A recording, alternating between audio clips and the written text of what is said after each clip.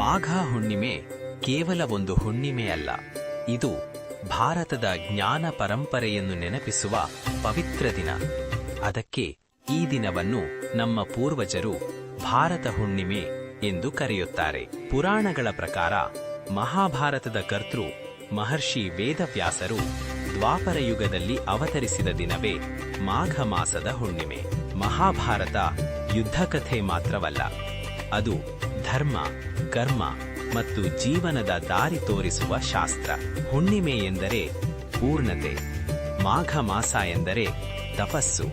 ಅಂದರೆ ಮಾಘ ಹುಣ್ಣಿಮೆ ಜ್ಞಾನಪೂರ್ಣತೆ. ಈ ದಿನ ಅನ್ನದಾನ, ಜ್ಞಾನ ಸ್ಮರಣೆ, ಮಹಾಭಾರತದ ಒಂದು ಕಥೆ ಮನನ ಮಾಡುವುದು ಅತ್ಯಂತ ಶುಭವೆಂದು ಶಾಸ್ತ್ರ ಹೇಳುತ್ತದೆ. ಭಾರತ ಹುಣ್ಣಿಮೆ ಎಂದರೆ ಯುದ್ಧವನ್ನು ನೆನಪಿಸುವ ದಿನವಲ್ಲ, ಧರ್ಮ ಮತ್ತು ಜ್ಞಾನವನ್ನು ಗೌರವಿಸುವ ದಿನ.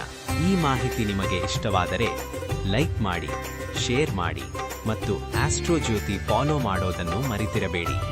ಶುಭ ಮಾಘ ಹುಣ್ಣಿಮೆ, ಶುಭ ಭಾರತ ಹುಣ್ಣಿಮೆ.